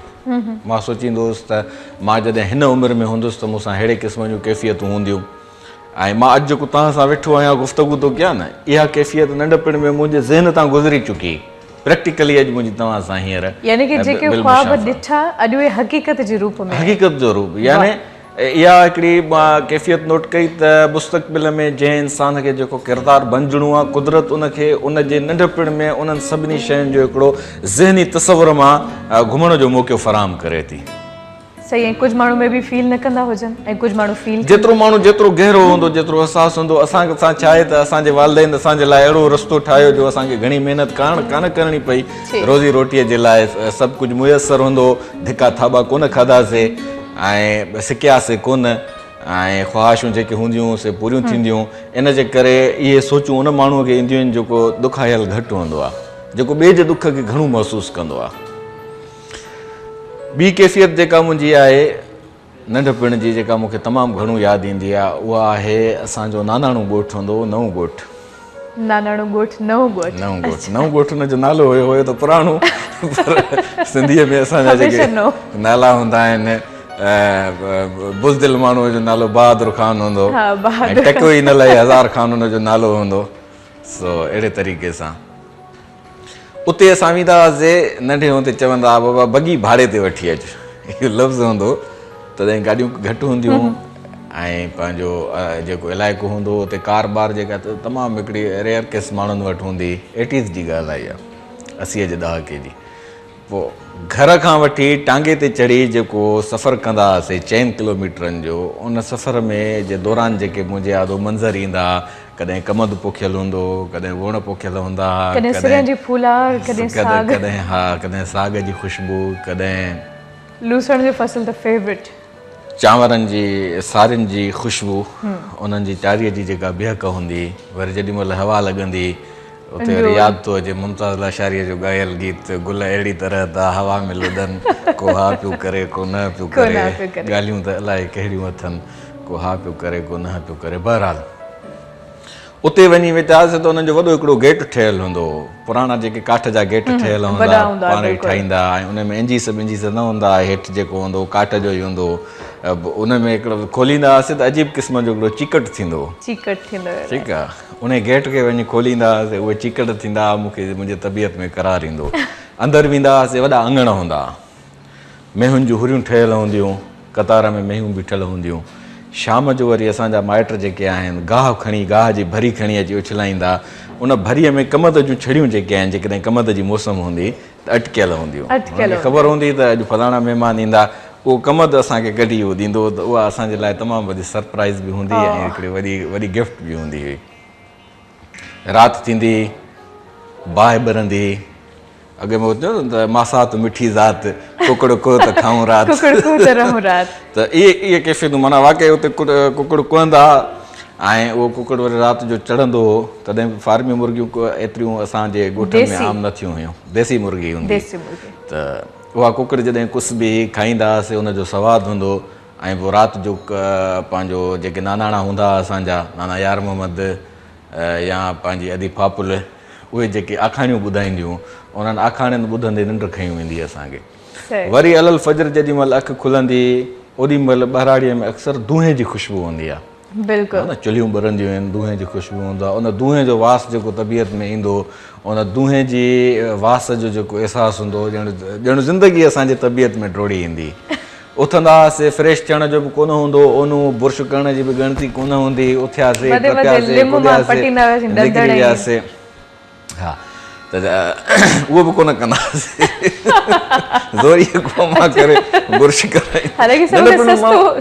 लापरवाह थो थिए न माण्हू जेसि ताईं कंहिंजी निगरानी न आहे तेसि ताईं माण्हू भॼे थो मूंखे यादि आहे असां चपल बि कोन पाईंदा हुआसीं अमा खणंदी डंडो त चोपल त ॿाहिरि पाए वञो न ज़ोरीअ चोपल पाराए दर मां जेॾी महिल निकिरूं चोपल अंदरि लाहे वरी भॼी वञूं अमा खां पहिरें उघाड़े घुमण में लुत्फ़ अचे चोपल ॼण असांखे डिस्टर्ब कंदी पोइ त इहे तकल्लुफ़ात वधंदा था वञनि जीअं माण्हू मेच्योर थींदो थो वञे बाशऊर थींदो थो वञे पंहिंजे लाइ घटि ॿिए जे लाइ माण्हू चपल न आहे इवन घर में पेर में न आहे त चवंदा हिन वटि त मैनर्स ई कोन आहिनि त उहो अहसासु इन जे करे आहे जो ॿियनि खे वणाइण जे लाइ आहे पंहिंजी जेका असांजी ज़ाती कैफ़ियत आहे न नेचुरल कैफ़ियत जेके असां चऊं उहा असांजी नाहे हीअ मां हिन जंहिं पुरतकल्लुफ़ लिबास में आहियां इहो पंहिंजे लाइ न आहे मूंखे ख़बर आहे त लिबास मूंखे नथो वणे पर मां ॿिए खे इहो तसुरु ॾियण जे लाइ त मां मुहज़ब आहियां ऐं मां शहरी ज़िंदगीअ सां कुलो कुले में ॿुधाए अॼु तो करोड़े माण्हुनि जे साम्हूं त इहा ॻाल्हि कयो।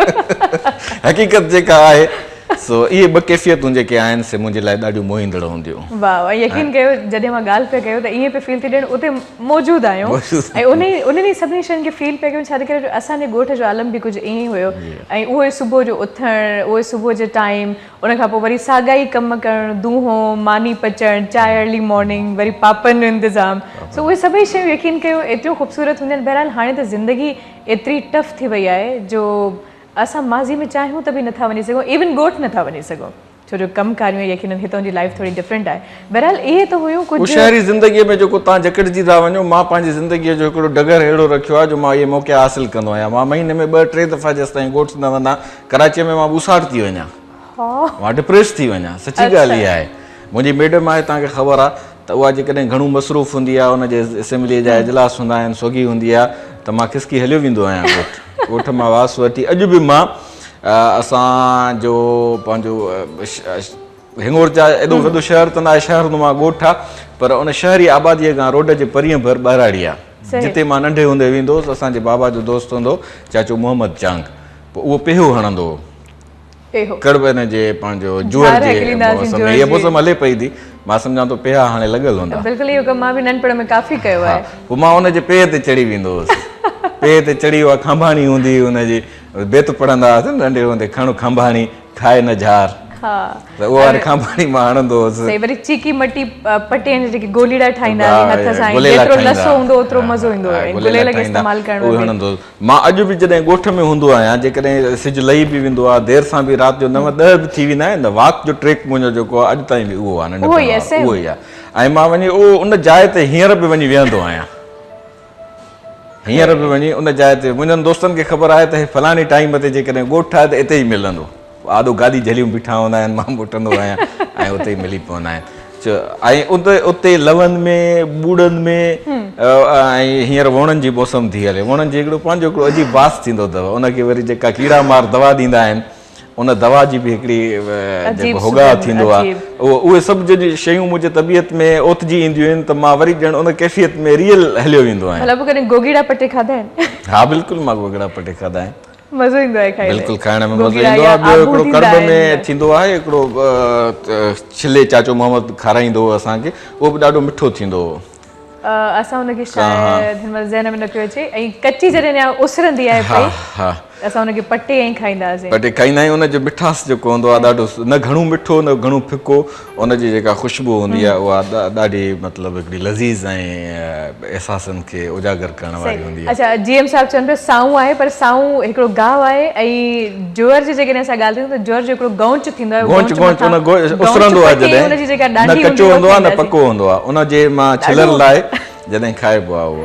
सही, कची कची जॾहिं कणिक अञा थींदी आहे पई, उनजा आबू खाइबा हथ ते मरोड़े, हा पंहिंजो छॼ में छंडे, ऐं उहे असां उते अॼु बि पचाए खाईंदा आहियूं, अॼु बि पचाए खाईंदा आहियूं। त इहा अल्लाह ताला जी नेमत बि आहे। माण्हू पंहिंजी सलाहियत सां पंहिंजी ज़िंदगीअ जो डगर जेको अहिड़ो ठाहे थो न। तव्हां मीडिया जो हिकिड़ो किरदारु आहियो ऐं तव्हांजी सॼी ज़िंदगी शहरी थी वई आहे, तव्हांखे शायदि ईद ते वञण में नसीबु थींदो हुजे, पर मूं शहरी ज़िंदगीअ खे ज़हनी तौरु अॼु बि क़बूलु न कयो आहे। ऐं मां का बि अहिड़ी कारोबारी या नौकिरीअ वारी ज़िम्मेवारी खणण लाइ अॼु बि तयारु न आहियां जेका मूंखे जकड़े छॾे ऐं मां ॻोठ न वञी सघां। मां कारोबार बि अहिड़ो थो कयां जंहिंमें ट्रेवलिंग हुजे। असांखे त साल थी वेंदा आहिनि ऐं उन खां पोइ ख़्यालु ईंदो आहे त हाणे मेरे रुकने से मेरी सांस भी रुक जाएगी, फासले और बढ़ा दो, अल्लाह न करे। और ऐसे हिकिड़े ब्रेक न वठंदासीं ऐं व्यूअर्स मुख़्तसिर ब्रेक आहे, मिलूं था ब्रेक खां पोइ, काॾे बि न वञिजो, रहिजो असां सां गॾु। मुंहिंजे सिंध खे सलाम सलाम सुन, मुंहिंजे सिंध खे सलाम सलाम सुन, मुंहिंजे सिंध खे सलाम सलाम सुन, मुंहिंजे सिंध खे सलाम सलाम सुन। जी व्यूवर्स, हिकिड़े मुख़्तसिर ब्रेक खां पोइ असां वापसि अची चुका आहियूं ऐं अव्हां सां गॾु आहियो जेका असांजे लाइ यकीन कयो हिकिड़ी ख़ुशि आइन ॻाल्हि आहे ऐं उमेद आहे त अव्हां पंहिंजे माज़ीअ में हलिया विया हूंदव ऐं कुझु टाइम जे लाइ अव्हांखे बि इहो फील थियो हूंदो जेकॾहिं अव्हां शहर में रहो था त असां ॻोठ में मौजूदु आहियूं, ॻोठ जूं उहे यादूं ऐं थी सघे थो त हिन महिल ई कंहिं इहो प्रोग्राम ठाहियो त बसि हाणे हिन महिल ई मूंखे ॻोठ निकिरणो आहे। सो जेकॾहिं ईअं कयो था त अञा सुठी ॻाल्हि आहे, छाजे करे जो उहा बि हिकिड़ी ज़िंदगी आहे ऐं उनखां वधीक बहितरीनु ज़िंदगी यकीन कयो अव्हांखे किथे बि कोन मिलंदी। बहरहाल इहे ॻाल्हियूं बि ज़िंदगी में इलाही ज़रूरी हूंदियूं आहिनि, पर हाणे मां चाहींदसि त थोरो फ़न जे हवाले सां ॻाल्हि ॿोल कई वञे। मौसीक़ी ॾे अचणु चाहियो था? मौसीक़ी ॾे हलणु घुरिजे। अच्छा, त अव्हां न, उहो मूंखे यकीन आहे त असांजा नाज़रीन जेके आहिनि उहे असांजूं ॻाल्हियूं ई ॿुधणु चाहींदा हूंदा ऐं असां बि चाहियूं था त उन्हनि खे पंहिंजो अंदरु खोले ऐं उन्हनि सां पंहिंजी ओर ओरियूं, पर असां चाहियूं था त थोरी मौसीक़ी ॿुधूं। मौसीक़ी हुजे। ओके, सो असां वटि टाइम आहे। आमिर भाई, अब तो भाई फरमाइश होगी मोमिन साहब की, तो हम चाहेंगे कि कुछ अच्छा सा सुन लें। साहब खुद इतने प्यारे हैं तो इतनी प्यारी प्यारी फरमाइशें भी। आज उतनी प्यारी कलेक्शन भी होनी चाहिए। अच्छा जी, तो हो जाए, फिर बातचीत को कंटिन्यू करते हैं जी।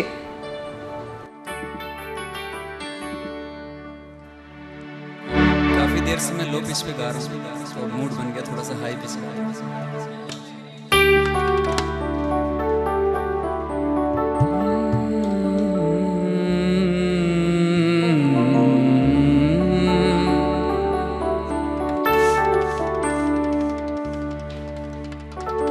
कंबला डुब डुब जावे सजना तेरे बिना, सजना तेरे बिना, सजना तेरे बिना।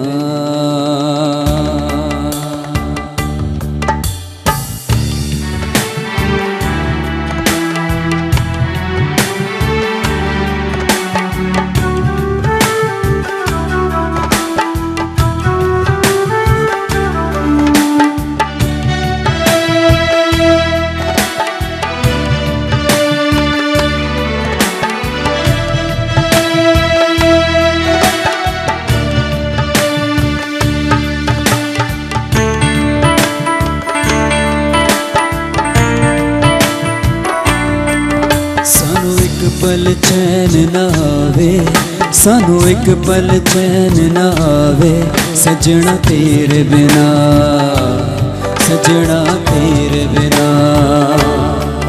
सानू एक पल चैन न आवे, सानू एक पल चैन न आवे, सजना तेरे बिना, सजना तेरे बिना।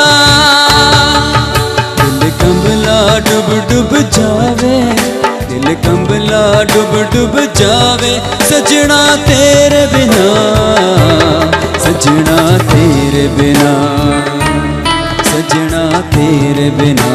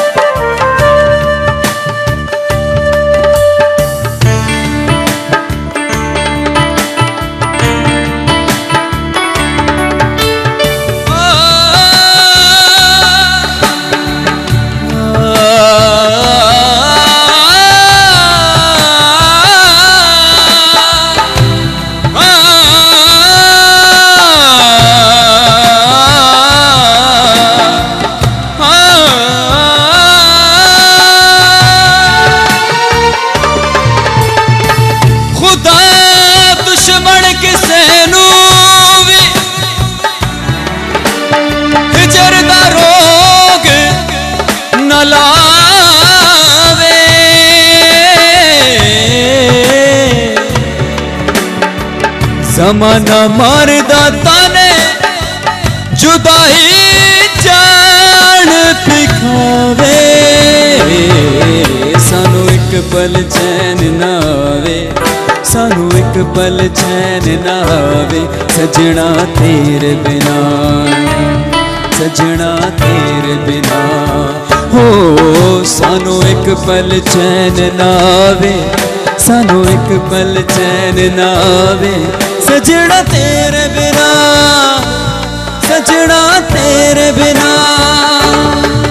दिल कंबला डुब डुब जावे, दिल कंबला डुब डुब जावे, सजना तेरे बिना, सजना तेरे बिना, सजना तेरे बिना। सानू एक पल चैन ना आवे, सानू एक पल चैन ना आवे, सजना तेरे बिना, ओ सजना तेरे बिना।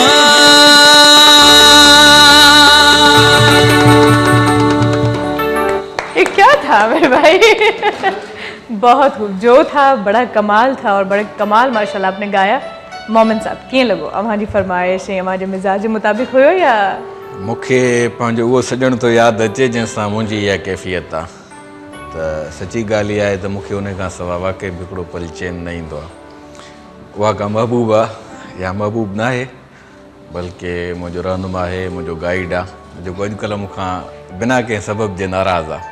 पटाए सघो था स्क्रीन ते जेकॾहिं हू में बि जेकॾहिं उहे ॾिसंदा हुजनि त मां सम्झां थो उहे सम्झी चुका हूंदा त उन्हनि खां सवाइ मूंखे चैन न ईंदो आहे।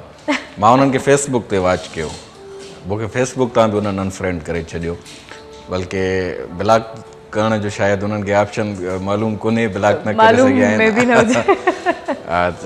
छो त उन फ़नी दुनिया ॾे हुननि जो लाड़ो कोन्हे को। सो मूं उन्हनि खे वॉच पई कयो फेसबुक ते, जॾहिं उन्हनि जी तस्वीर मुंहिंजे साम्हूं आई त मुस्कुराहट भरी तस्वीर हुई ऐं मूं उन्हनि ते कमेंट्स कया, भेटाई सरकार जे बेत जा जो हिकिड़ो मिसरो त खण अखियूं खिल यार वञनि सूर संधा कयो। ऐं मां जॾहिं बि ॾुखोइबो हुउसि ऐं जॾहिं मन मलूल थींदो हो, बेधड़क मां उन ॾे हलियो वेंदो हुउसि, उन वटि वेंदो हुउसि ऐं वाक़ई बि मुंहिंजो ॾुखंदो दूर थी वेंदो। छो त उहे मुंहिंजे तबियत खे तमामु घणो सम्झंदा।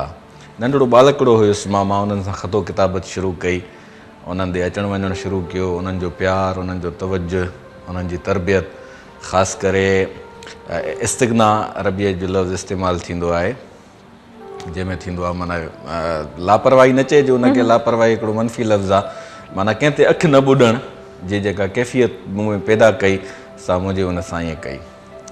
सो मूंखे उहे तमामु घणो यादि पिया अचनि ऐं मां वधीक ज़िक्र कंदुसि, मुंहिंजूं अखियूं बि भरिजी ईंदियूं। छा जो समटाइम्स कुझु इंसान ज़िंदगी में अहिड़ा हूंदा आहिनि जिन जे लाइ असां जेकॾहिं मोहबत जो जज़्बो रखंदा आहियूं त उनजे पोयों को मुफ़ाद कोन हूंदो आहे, ऐं जॾहिं पाक जज़्बो हुजे त पोइ मां हैरान थींदो आहियां त मुंहिंजा बाबा मुंहिंजनि दोस्तनि ते तमामु घटि एतमाद कंदा ऐं जिन सां बि मां दोस्ती रखंदो हुउसि मुंहिंजे उन दोस्तीअ में रुकावट बणिबा, पर मां जॾहिं उन्हनि सां मूंखां उमिरि बि काफ़ी वॾा आहिनि, डबल आहिनि उमिरि में, त आख़िरी वक़्त में जॾहिं उन्हनि जो सिलसिलो हुयो, मरज़ुल मौत में हुया ऐं त विसाल थियण वारो हुयो, त उन्हनि खे मुंहिंजी पारत कई आहिनि त हिन जी पारत हुजे, हे ॾाढो अणझलियो आहे, अलाए कहिड़नि रस्तनि ते हलंदो। छो त मुंहिंजा बाबा आलिम हुया ऐं मज़हबी लिहाज़ खां हिकिड़े पीर जी उन्हनि जी हैसियत हुई ऐं साहिब शरीयत हुया, साहिब तरीक़त हुया, ऐं मां पाण बि उन्हनि वटि पढ़ियुसि ऐं मां आलिम फाज़िल बि आहियां, पर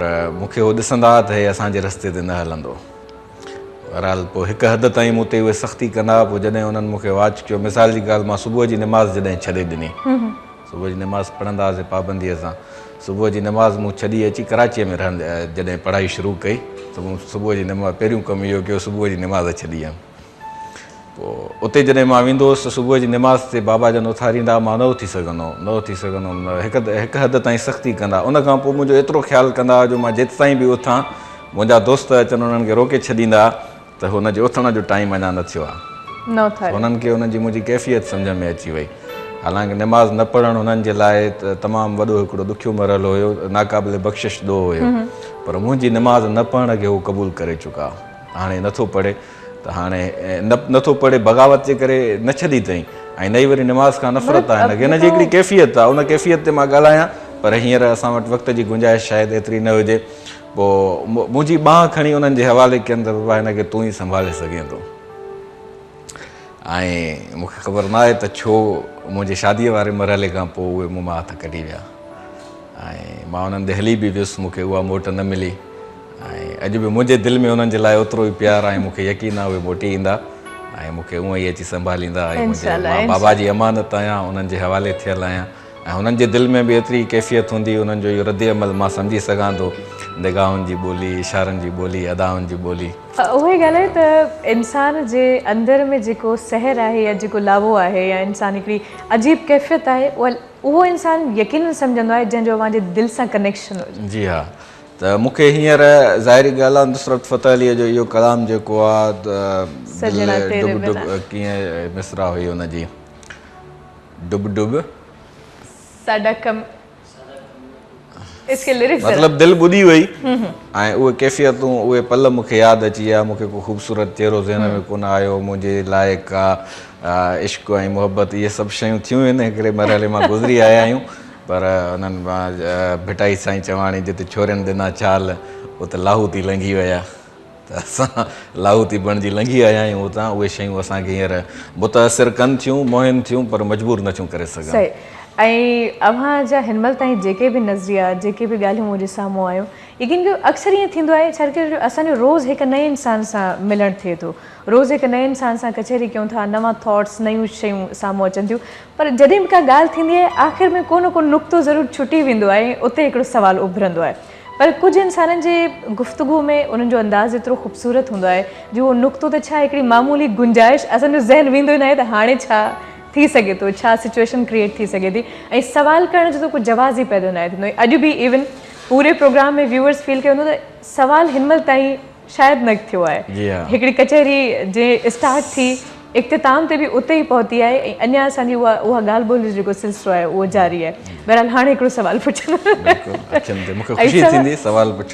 बिल्कुलु, ऐं सवाल इहो आहे त माशाल्लाह एतिरा किताब मां लिखिया आहिनि, तक़रीबन 33 किताब हिन महिल आहिनि जेके अव्हांजा पब्लिश थी चुका आहिनि ऐं कुझु अञा मे बी प्रोसेस में आहिनि, बुक्स जेके आहिनि प्रोसेस में आहिनि, जेके मां अञा जो क्लियर नथो कयां, एडिट पियो थो कयां, त एडिट करे मां अलॻि कंदुसि त उहे बि छपजण में देरि न थींदी, टॉपिक से ॿुधाए सघो था त इहे जेके 33 किताब अव्हांजा हिन महिल शाया थी चुका आहिनि उनमें कहिड़ा कहिड़ा टॉपिक्स आहिनि जिन खे अव्हां कवर कयो आहे? 6 किताब त मुंहिंजा सिर्फ़ु औरत जे मौज़ूअ ते लिखियल आहिनि। 6 किताब पूरा सिर्फ़ु औरत जे मौज़ूअ ते लिखियल आहिनि, औरत जी नफ़्सियात, औरत जी हक़ीक़त, औरत जी हसासियत, छो त ज़िंदगीअ में उहो माण्हू तमामु घणो तव्हांखे वणंदो आहे जेको तव्हांजे मिज़ाज खे सम्झे, मिज़ाज शुनासी, तबियत शुनासीअ जे करे तव्हां उनजो ख़्यालु रखी सघंदा ऐं तव्हां उनजा आदाब बजा आणे सघंदा, तव्हांजो मूड ॾिसी ऐं तव्हां उनखे परखे वेंदव त हिन सां इहा ॻाल्हि कजे न कजे, हिनखे कहिड़ी शइ जी ज़रूरत आहे, इहा तमामु वॾी सलाहियत आहे। मां ज़िंदगीअ में ॾिठो आहे त जेतिरो बि तारीख़ जो मुतालियो करे सघियो आहियां, शख़्सियतुनि जो मुतालियो करे सघियो आहियां, त 2 शख़्सियतूं बल्कि 3 शख़्सियतूं मुंहिंजे साम्हूं अहिड़ियूं गुज़रियूं आहिनि मुंहिंजी नज़र मां, मुंहिंजे मुताले मां, जिन जूं घर वारियूं आइडियल औरतूं हुयूं। आइडियल औरत जे नाले सां मुंहिंजो किताब बि लिखियलु आहे, ठीकु आहे, त उन में 3 प्रैक्टिकली मूं हिकिड़ी हुज़ूर सल्लल्लाहु अलैहि वसल्लम जंहिंजी असांजी अमर साइण ख़दीजा साइण, उहे उन्हनि जूं मिज़ाज शुनास हुयूं, माना हुज़ूर जन अखि खणंदा उहो सम्झी वेंदियूं त हिननि खे छा थो घुरिजे, ऐं बिल्कुलु ईअं ई हुज़ूर जन उन जा मिज़ाज शुनास हुया त उन्हनि खे छा थो घुरिजे। हाणे मिज़ाल जी ॻाल्हि, पाण उन्हनि सां एतिरी मुहबत कंदा जो उन्हनि जे मौजूदगीअ में पाण ॿी शादी न कई आहिनि। साइण ख़दीजा जेसि ताईं हयात हुयूं तेसि ताईं हुज़ूर जन ॿी शादी न कई, हूअं त 11 हरम आहिनि पर उन्हनि जी मौजूदगीअ में ॿी शादी न कई हुई। उन्हनि जे विसाल खां पोइ साइण खे जेको गोश्त जो जेको टुकड़ो दस्ती थींदो आहे न, ॿकर जो हिकिड़ो हिसो थींदो आहे जानवर जो, उहो गोश्त जो टुकड़ो साइण खे तमामु घणो पसंदि हुयो। उनजी पसंदि जे करे पाण बि उहो वापराईंदा, न वापराईंदा बल्कि उहो टुकड़ो साइण जे सहेलियुनि ॾे गिफ्ट करे मोकिलींदा, हमेशह ईअं कंदा। इहा उन्हनि जी हिकिड़ी मिज़ाज शुनासी हुई। वहीअ जो जेको पहिरियों सिलसिलो शुरू थियो, उन वहीअ मां पोइ हुज़ूर जन जेको आयासीं पहिरियों साइण जी हिंज में अची आरामी थिया, उन्हनि खे ॿुधायो वञ। वहीअ जो जेको सिलसिलो आहे उन ते ज़बरदस्त मौज़ू आहे, उन ते कंहिं ॿिए प्रोग्राम में तफ़सील सां ॻाल्हाईंदासीं। इहो त गारे हिरा में पाण वञी सोचींदा त समाज खे तीअं तब्दील कजे, तस्बीह कोन पढ़ंदा ऐं सरब सुजूद कोन हूंदा, उन्हनि जो जी हर अदा सजदो हुई, समाज खे कीअं तब्दील कजे। गारे हिरा तव्हां वेंदो न मके में हिकिड़े अहिड़े हंधि ठहियलु हुई, मको जंक्शन हूंदी हुई, उतां काफ़िला जेके ईंदा हुआ शाम वञण जे लाइ, इराक वञण जे लाइ, मिस्र वञण जे लाइ जंक्शन उतां गुज़रंदा, पाण उहो नज़ारो ॾिसंदा। माण्हू ईंदा त हर माण्हूअ जो पंहिंजे सफ़र जो कल्चर थींदो आहे न, उन्हनि जे कल्चर खे वॉच कंदा। वरी उते जॾहिं लॾो लाहींदा हुआ त उन्हनि जे लॾे लाहिण खे ॾिसंदा, हाणे छा था कनि, खाधो कीअं था पचाइनि, औरतुनि सां छा रवैयो अथनि, ॿारनि सां छा रवैयो अथनि, उतां पंहिंजो नज़रियो क्रिएट कंदा। त इक़रा बिस्म रब्बिक लज़ी असां जेका आगाज़ थियो वहीअ जो, उहो उन्हनि जे नज़रिए जी हिमायत हुयो। उहो अचे साइंस सां शयुनि त मां जेको सोचींदो हुउसि उनजी हिमायत नामूस जे ज़रिए थी चुकी आहे। हाणे हिनखे प्रैक्टिकली कीअं कजे, डिप्रेशन में न विया, न कोई वरी परेशान थिया जेका कैफ़ियत बयानु थियल आहे त ॾकनि पिया। ऐं हालांकि एॾो वॾो इंसानु, एॾो अज़ीम मुफ़क्किर, उहो हिकिड़ी वहीअ जे अचण जे करे ॾके ऐं डिॼी वञे, संगण खां ॿार।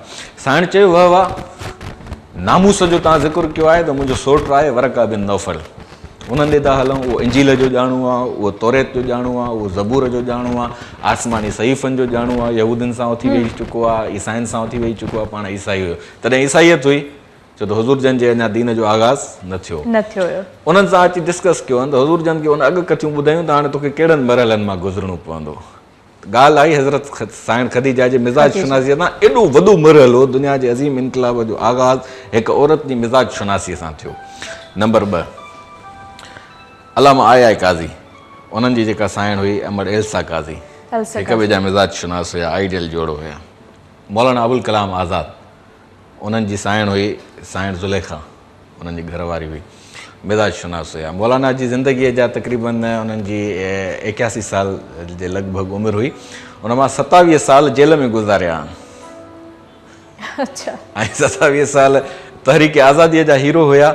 अंग्रेज़नि जे ख़िलाफ़ु जेका हुननि बग़ावत कई, उन्हनि जेको उन मौलाना आज़ाद खे जेॾी महिल सज़ा पिया ॿुधाइनि जेल जी, त उनखे चयनि त तूं फलाणी तक़रीर में जेको हे जुमिलो ॻाल्हायो आहे उहो गवर्नमेंट वक़्त जे हुकूमत जे ख़िलाफ़ु ॻाल्हायो अथई, तोखे हीअ सज़ा था ॾियूं। मौलाना चयनि त ईअं छो, मां अल हिलाल ऐं अस सादिक रिसाला कढंदा, उन्हनि में हज़ारे सुफ़नि में तव्हांजे ख़िलाफ़ु जेके ॻाल्हियूं लिखियूं आहिनि उन्हनि जी बि मूंखे सज़ा ॾियो। अलाए केतिरियूं मूं तक़रीरूं कयूं आहिनि तव्हांजे ख़िलाफ़ु, उन्हनि जी बि मूंखे सज़ा ॾियो। बल्कि तव्हांजे अंग्रेज़ साम्राज्य जे ख़िलाफ़ु जाते बाहि ॿरंदी आहे उते उन्हनि न रुगो बाहि खे मां भड़काईंदो आहियां, बल्कि हंधा हंधा काठियूं खणी हूंदे की अञा वधीक ॿारणु ॿारींदो आहियां। त इन पादाश में हुनखे सज़ा ॾींदा।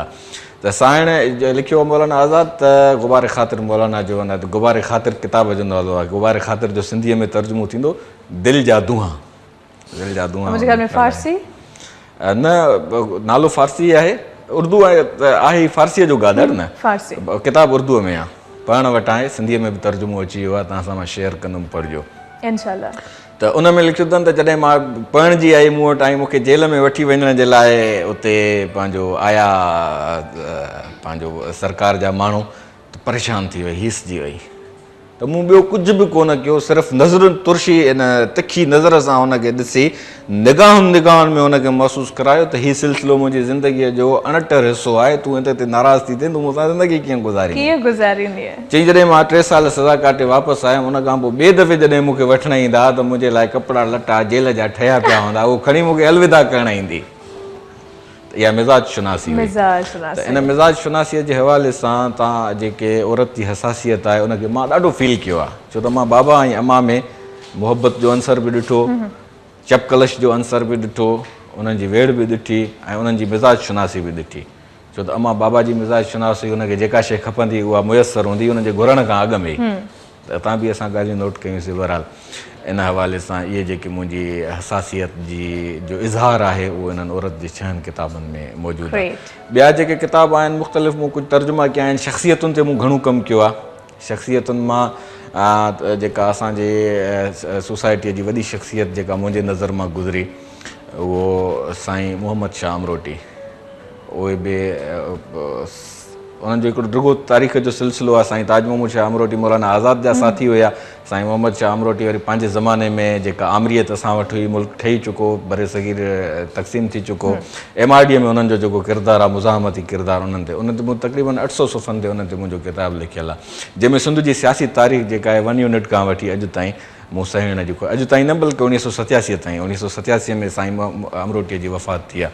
तमामु थलो ज़कीम किताबु आहे। शख़्सियत ते किताबु लिखण जो हिकिड़ो ॿियो फ़ाइदो इहो हूंदो आहे त उन शख़्सियत जे तवसुत सां आड़ में तव्हां उन दौर जूं ॿियूं शख़्सियतूं बि कवर करे था वञो, उन दौर जी जो कल्चर बि कवर करे था वञो, उन दौर जी नफ़्सियात बि कवर करे था वञो, घणो कुझु अची थो वञे। सो शख़्सियतुनि ते बि मुंहिंजा काफ़ी सातरा किताब लिखियल आहिनि। मुंहिंजे बाबा ते किताबु लिखियल आहे हिंगोर जा जो हीरो जे नाले सां, उहो तक़रीबन 400-500 पेजिस ते आहे। फ़लसफ़े ते मुंहिंजो किताबु आहे वजूद बारी ताला ते। असांजा जेके दोस्त आहिनि पाण खे कम्यूनिस्ट सम्झण वारा, सोशलिस्ट सम्झण वारा, इन हद ताईं जो दहरियो सम्झण वारा, मातलीअ जा मुंहिंजा दोस्त आहिनि। उते विहंदा आहियूं, रातिनि जूं कचहरियूं थींदियूं आहिनि। रातिनि जे कचहरियुनि में तव्हांखे ख़बर आहे त जेके अहिड़े लेवल जा माण्हू हूंदा आहिनि छा थींदो आहे। असां डिघियूं रातियूं गुज़ारे उते, हुननि जो हुजे त ख़ुदा कोन्हे, मुंहिंजो हुजे त ख़ुदा आहे। उहे कचहरियूं जेके आहिनि मूं किताब में कलम बंदि कयूं ख़ुदा, साइंस ऐं फ़लसफ़ो जे नाले सां, छो त इहे टई त बसि ज़ेरे मौज़ू रहिया, उन्हनि ते बि किताब अची चुका। इंशाल्लाह माज़रत सां अञा मूंखे ख़बर आहे इलाही घटि आहे, इन करे मां चवंदी आहियां त वक़्तु वॾो ज़ालिम आहे, इंसान खे बिल्कुलु कॾहिं कॾहिं वक़्तु ई कोन ॾींदो आहे। ऐं यकीन वक़्तु ज़ालिम कोन्हे, समाज ज़ालिम आहे। न, वक़्तु बि ज़ालिम आहे, छो जो कंहिंजो इंतज़ारु नथो करे, वक़्तु पंहिंजी रफ़्तार सां हलंदो थो हले। असां यकीनन जेतिरी स्पीड में हली सघियासीं ओतिरो हली असांखे कुल्लू त अचे थो न, त मूंखे सवार थियो त मां तव्हांखे खणी हलां। असां में हाल न हूंदो त वक़्त जो कहिड़ो हूंदो। ख़ैर मुंहिंजे ख़्याल में अॼु असां में हाल हुयो, ऐं असां सुठो निभाइण जी बि कोशिशि कई। So thank you so much, लख एहसान मुंहिंजा। अमां हिते आयो, ॾाढी ख़ुशी थी। ऐं अॼु की कचहरी त मुंहिंजे ख़्याल में समूरो पैगाम हुई, जेकॾहिं केरु सम्झे ऐं केरु इन मां कुझु हासिल करण जी कोशिशि करे। सो लख थोड़ा मुंहिंजा, thanks a lot. And Aamir भाई, अजय भाई, बहुत बहुत शुक्रिया आप दोनों का, थैंक्स अ लॉट। आपका साथ भी बड़ा ही आज के शो में बहुत ज़बरदस्त रहा। चलें जी, कृपया आप यहाँ मौजूद रहे, बहुत शुक्रिया आपका। तो आखिर में हम चाहेंगे कि आपको ज़हमत दें, आपसे एक सॉन्ग सुने। उम्मीद करते हैं कि इसी मिजाज को कंटिन्यू रखते हुए आप कुछ ना कुछ अच्छा ही सुनाएंगे। जी व्यूअर्स, उम्मीद है अॼु को प्रोग्राम अमां सभिनी खे तमामु घणो पसंदि आयो हूंदो। अमां इंजॉय कयो हूंदो, जेका कचहरी थी उन मां लुत्फ़अंदोज़ भी थिया हूंदो, कुछ सिखियो भी हूंदो। बहरहाल इहे ज़िंदगी जा कुछ अहिड़ा पासा आहिनि जिन खे टच करणु खपे ऐं जिन ते इंसान खे कुछ न कुछ सोचणु खपे। पंहिंजो क़ीमती वक़्तु अवां ॾिनो, असांजो प्रोग्राम ॾिठो, इन जे लाइ अवां जा थोराइता आहियूं। इंशाल्लाह जेकॾहिं ज़िंदगी साथ ॾिनो त सुभाणे ज़रूरु अवां जी ख़िदमत में हाज़िर थींदासीं। तेसीं ताईं पंहिंजी मेज़बान शाज़ी करीम जिलानी ऐं पूरी टीम खे ॾींदा इजाज़त। अल्लाह हाफ़िज़, good bye, God bless you. जाते जाते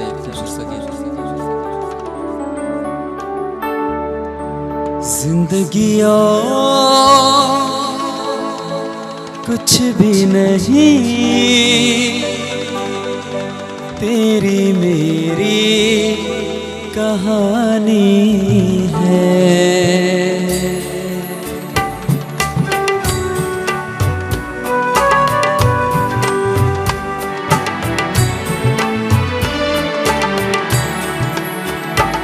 एक प्यार का नग़्मा है, मौजों की रवानी है।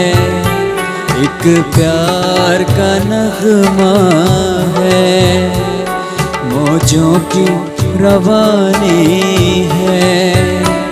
जिंदगी और कुछ भी नहीं, तेरी मेरी कहानी है। एक प्यार का नग़्मा है।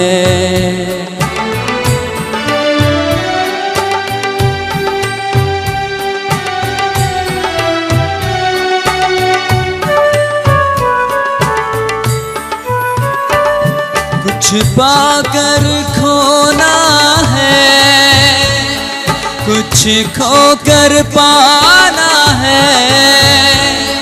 जीवन का मतलब तो आना और जाना है। दो दिल के समंदर में आशाओं का पानी है। जिंदगी और कुछ भी नहीं, तेरी मेरी कहानी है। एक प्यार का नग़्मा है।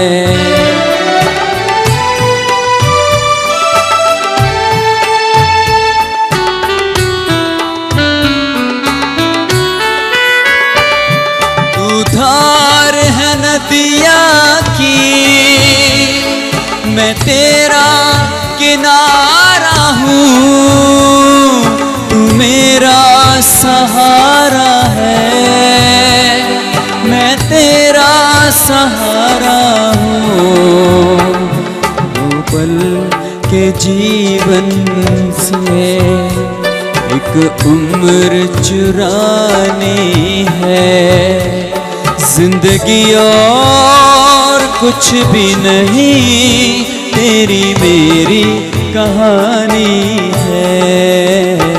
एक प्यार का नगमा है, मौजों की रवानी है, जिंदगी और कुछ भी नहीं, तेरी मेरी कहानी।